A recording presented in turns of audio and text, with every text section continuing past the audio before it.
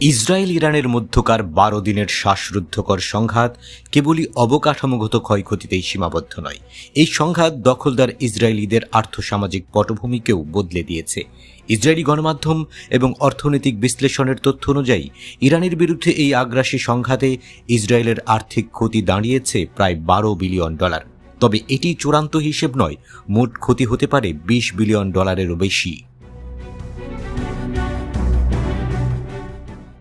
এই ক্ষতির মধ্যে রয়েছে সামরিক ব্যয়, ক্ষেপণাস্ত্র হামলার ক্ষয়ক্ষতি, ক্ষতিগ্রস্ত ব্যক্তি, ব্যবসায় ক্ষতিপূরণ এবং অবকাঠামো মেরামত। পরোক্ষ অর্থনৈতিক প্রভাব এবং বেসামরিক ক্ষতিপূরণের দাবি সম্পূর্ণরূপে গণনা করা হলে চূড়ান্ত ক্ষতি $20 বিলিয়ন হতে পারে বলে সতর্ক করেছে বিশেষজ্ঞরা।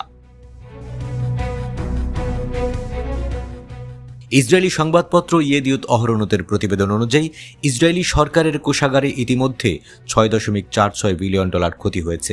ইসরায়েলি সামরিক বাহিনী এখন অস্ত্রশস্ত্র পুনরায় মজুত করতে, অস্ত্র কিনতে এবং রিজার্ভ ইউনিট বজায় রাখতে অতিরিক্ত $11.7 বিলিয়ন চাইছে। গাজা যুদ্ধের সময় ইতিমধ্যে জমে থাকা ঘাটতির উপর ভিত্তি করে ইসরায়েলের বাজেট ঘাটতি প্রায় 6% উন্নীত হবে বলে আশঙ্কা করা হচ্ছে। বিষয়টি গাজা যুদ্ধের ব্যয় মেটাতে চ্যালেঞ্জ তৈরি করবে।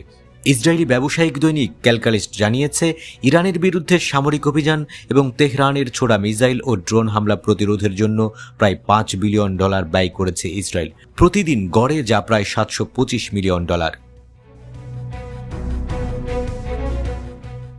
ইসরায়েলের অর্থনীতি বিষয়ক সংবাদপত্র দ্য মার্কার বলছে, ইরানের ক্ষেপণাস্ত্র হামলায় ইসরায়েলি শারীরিক ক্ষয়ক্ষতির পরিমাণ ইতিমধ্যে $1.5 বিলিয়ন ছাড়িয়ে গেছে। অর্থনৈতিক বিশ্লেষকরা সতর্ক করে বলেছেন, ইরানের সঙ্গে সংঘাত দীর্ঘায়িত হলে ইসরায়েলের বিপর্যয় অর্থনীতিকে পতনের দ্বার প্রান্তে ঠেলে দিতে পারত। এদিকে ইরানের মিসাইল হামলার ফলে প্রায় 15,000 ইসরায়েলি বাড়িঘর ছেড়ে নিরাপদ হোটেলগুলোতে অবস্থান নেয়। এতে করে তাদের হোটেল খরচ দাঁড়ায় আনুমানিক $29 মিলিয়ন। ইসরায়েল সরকারকেই এসব হোটেল বিল পরিশোধ করতে হবে। এছাড়া যতক্ষণ না ক্ষতিগ্রস্ত ভবনগুলো পুনর্নির্মাণ করা হয়, ততদিন ক্ষতিগ্রস্ত ইসরায়েলি পরিবারগুলো হোটেলে থাকার খরচ বহন করতে হবে ইসরায়েল সরকারকে। ইসরায়েলি সংবাদপত্র ইসরায়েল হাইমের তথ্য বলছে, ইরানের হামলায় ক্ষতিগ্রস্ত ভবনগুলোর মেরামত করতে তহবিলের জন্য ইসরায়েল সরকারের কাছে প্রায় 33,000 আবেদন জমা পড়েছে। ইসরায়েলের অর্থ মন্ত্রণালয়ের এক সূত্র বলছে, নিজেদের সামরিক খাতে নতুন করে অর্থায়নের জন্য যুক্তরাষ্ট্রের কাছে অতিরিক্ত আর্থিক সহায়তা বা গ্যারান্টিযুক্ত ঋণ চাওয়ার কথা ভাবছে নেতানিয়াহু সরকার। এছাড়া ইরানের মিসাইল হামলায় ইসরায়েলের 29 জন নিহত এবং 3,238 জন আহত হয়েছে। এমনকি ইরানের মিসাইলগুলো ইসরায়েলি ভূখণ্ডে যে ধ্বংসযজ্ঞ চালিয়েছে তার প্রাথমিক ক্ষতি কমপক্ষে $1.4 বিলিয়ন। ব্যাপক ক্ষতির শিকার হয়ে এবং ইরানের পারমাণবিক অবকাঠামো পুরোপুরি ধ্বংস করতে ব্যর্থ হয়ে শেষ পর্যন্ত যুদ্ধবিরতি মেনে নিতে বাধ্য হয় ইসরায়েল।